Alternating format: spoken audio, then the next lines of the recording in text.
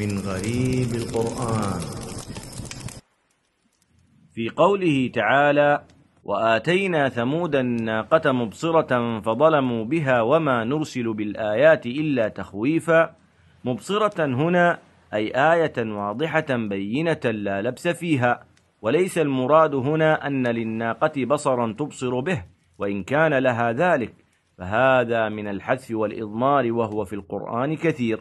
والمعنى: فقد أعطينا ثمود آية عظيمة واضحة بينة هي الناقة، فكفروا بها فعاجلناهم بالعذاب، وما نبعث بالآيات على أيدي الرسل إلا تخويفا لأممهم لعلهم يسلمون.